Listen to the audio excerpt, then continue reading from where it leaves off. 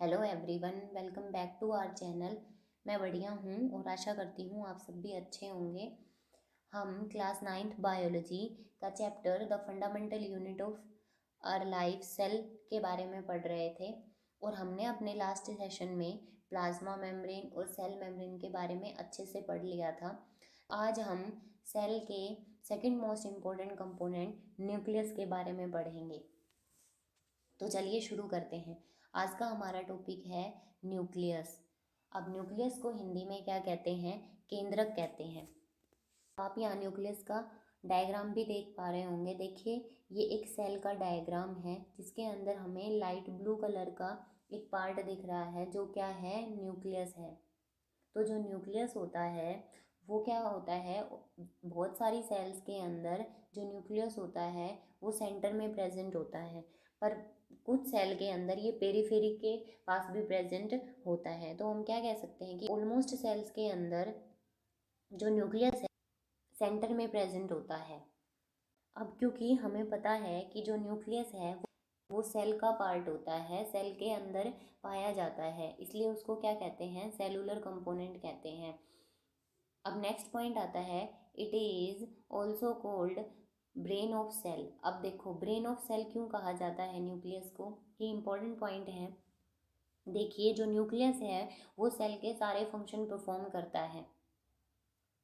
Cell में जितने भी फंक्शन होते हैं वो न्यूक्लियस के कंट्रोल में ही होते हैं। इसलिए हम इसको ऐसे भी कंपेयर करके देख सकते हैं, जिस तरह हमारी बॉडी में जितनी भी फंक्शनिंग होती है वो सारा कंट्रोल किसके पास होता है? ब्रेन के पास होता है। इसी तरह जो सेल में जितनी भी फंक्शनिंग होती है उसका कंट्रोल किसके पास होता है? न्यूक्लियस के पास होता है। इसलिए न्यूक्लियस को क्या कहते हैं? ब्रेन ऑफ सेल कहते हैं। नेक्स्ट पॉइंट आता है, it is called controlling centre of cell. अब देखिए, हमने देखा कि वो जो न्यूक्लियस है वो क्या है? ब्रेन ऑफ सेल होता है। तो ब्रेन ऑफ सेल है तो इसका मतलब है कि वो पूरे सेल के फंक्शन को कंट्रोल कर रहा है, इसलिए उसको हम क्या कहते हैं? कंट्रोलिंग सेंटर ऑफ सेल भी कह सकते हैं। अब सबसे इम्पोर्टेंट पॉइंट आता है, आप इसको स्टार मार्क कर लीजिए, कि जो न्यूक्लियस है is the largest cell structure. वो सेल का सबसे बड़ा पार्ट होता है। सेल के अंदर सबसे बड़ा जो पार्ट होता है वो न्यूक्लियस ही होता है। अब बात आती है कि जो न्यूक्लियस है उसकी डिस्कवरी किसने की थी? तो देखिए, जो न्यूक्लियस की डिस्कवरी है उसके बारे में हम अपने लास्ट सेशन में भी पढ़ चुके हैं, जब हमने डिस्कवरी ऑफ सेल पढ़ा था कि एक रॉबर्ट ब्राउन नाम के एक साइंटिस्ट थे। ये जो सर रॉबर्ट ब्राउन थे ये कहाँ के थे? ये स्कॉटलैंड के रहने वाले थे और एक बॉटनिस्ट थे। और हमने ये भी पढ़ा था कि जब ये अपने बगीचे में बैठकर फर्टिलाइजेशन की प्रोसेस, निषेचन क्रिया के ऊपर स्टडी कर रहे थे, माइक्रोस्कोप के अंडर इन्होंने एक प्लांट सेल को रखा हुआ था, तब ये इन्होंने क्या देखा कि उस सेल के अंदर इनको एक ओपेक एरिया, एक अपारदर्शी एरिया दिखा, और उसको इन्होंने क्या बोला था? न्यूक्लियस बोला था। तो हम कह सकते हैं कि 1831 में रॉबर्ट ब्राउन ने न्यूक्लियस के बारे में बताया था। उसके बाद अब हम पढ़ेंगे पार्ट्स ऑफ न्यूक्लियस या कंपोनेंट्स ऑफ न्यूक्लियस। देखिए, जो न्यूक्लियस के कंपोनेंट हैं उनका मैंने एक फ्लो चार्ट यहाँ पे बनाया हुआ है।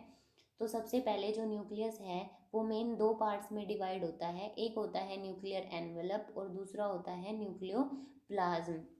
और जो न्यूक्लियर प्लाज्म है उसके अंदर भी दो स्ट्रक्चर एम्बेडेड होते हैं। एक होता है न्यूक्लियोलस और दूसरा होता है क्रोमेटिन मटेरियल।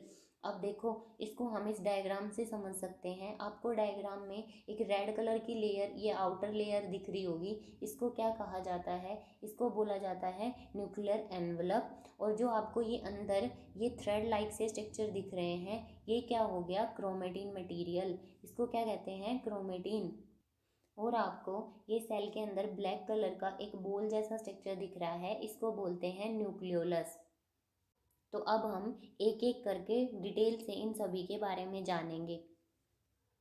तो पहला आता है न्यूक्लियर एनवलप। न्यूक्लियर एनवलप क्या होता है? देखिए, आपको ये आप ये डायग्राम देख पा रहे होंगे। इसमें ये जो रेड कलर की हमें एक आउटर मेम्ब्रेन दिख रही है, रेड कलर की, ये क्या है? न्यूक्लियर एनवलप होता है न्यूक्लियस का।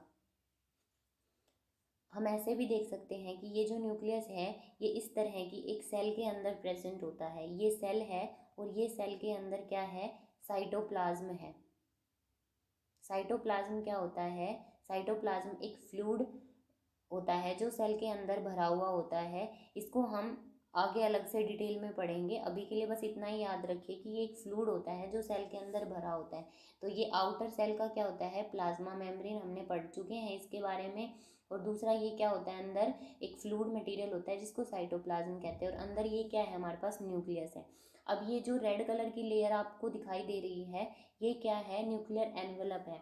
अब ये जो न्यूक्लियर एनवलप है ये क्या होता है, ये दो मेम्ब्रेन से मिलकर बना होता है। एक हमें आउटर मेम्ब्रेन दिखाई दे रही है और एक हमें इनर मेम्ब्रेन दिखाई दे रही होगी।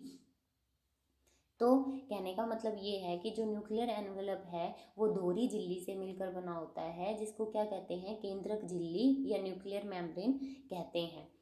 अब ये क्या करती है, अब ये जो न्यूक्लियर एनवलप है या न्यूक्लियर मेम्ब्रेन है, ये क्या करती है, न्यूक्लियस को कवर करके रखी हुई है। मतलब हम ये कह सकते हैं कि जो न्यूक्लियस का जितना भी कंटेंट है उसको कौन होल्ड करके रखा हुआ है, न्यूक्लियर मेम्ब्रेन ने होल्ड कर रखा है। और ये आउटर मेम्ब्रेन भी हम इसको कह सकते हैं। उसके बाद जब ये कंटेंट को होल्ड करती है तो उससे पहले अगर ये नहीं होगी न्यूक्लियर एनवलप या न्यूक्लियर मेम्ब्रेन, तो जो कंटेंट होता है न्यूक्लियस का उसकी कोई अपनी शेप नहीं होती। तो अब जब न्यूक्लियर मेम्ब्रेन की प्रेजेंस होती है तभी उसकी अपनी एक डेफिनेट शेप होती है। तो हम ये भी कह सकते हैं कि जो न्यूक्लियर एनवलप है वो न्यूक्लियस को क्या देता है, एक शेप प्रोवाइड करता है।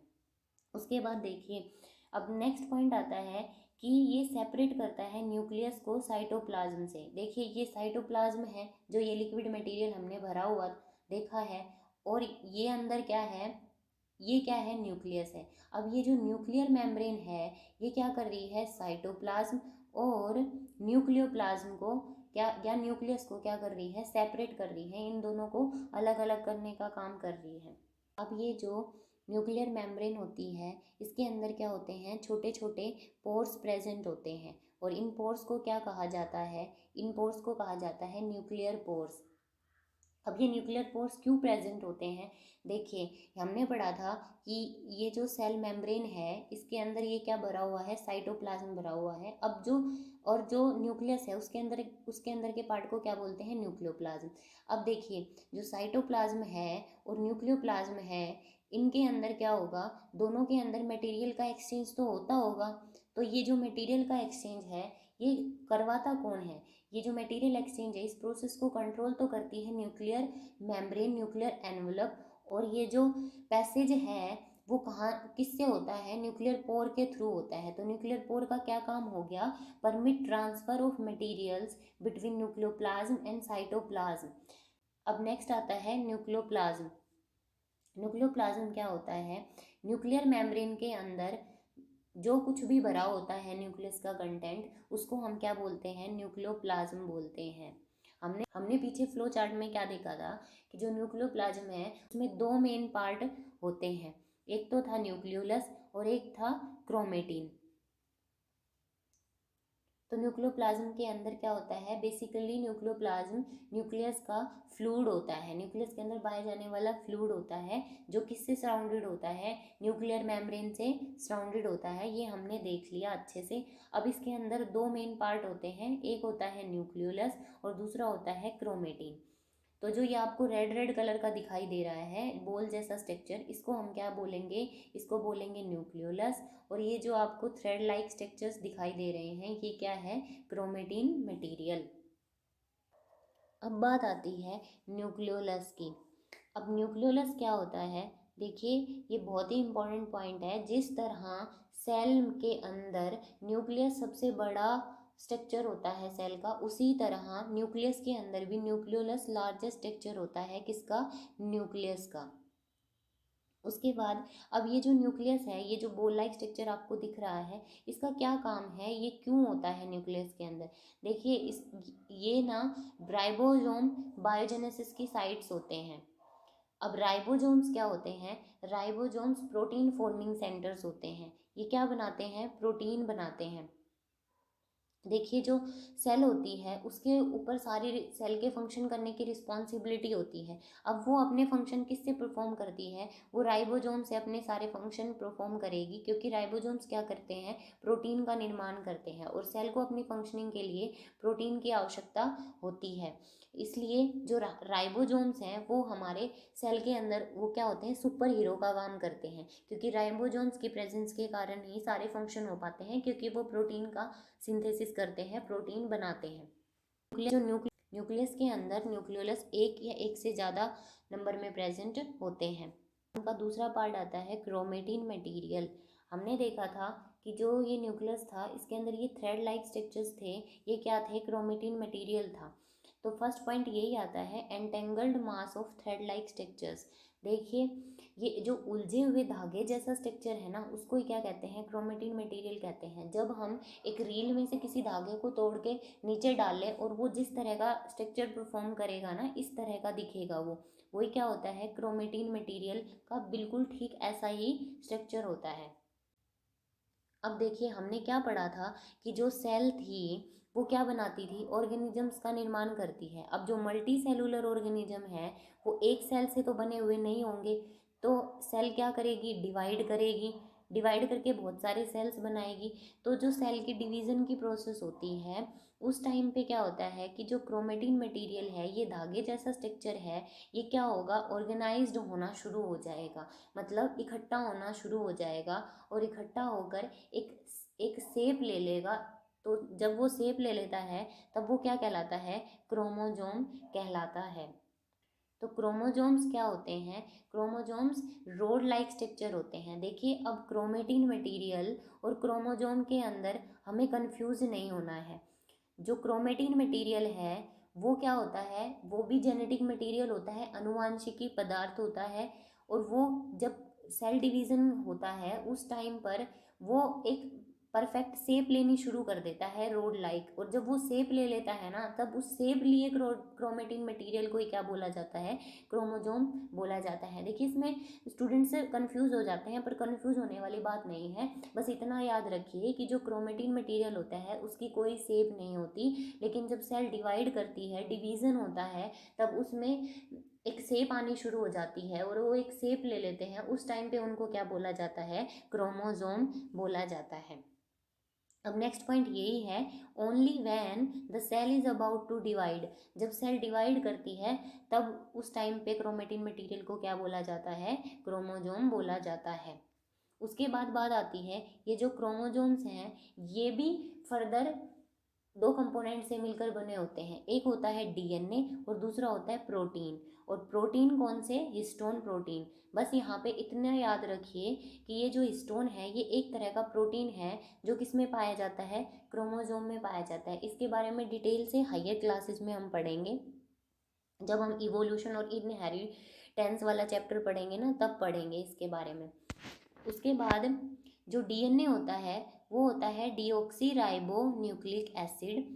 देखिए डीएनए को हम ऐसे समझ सकते हैं जिस तरह एक रेसिपी बुक होती है।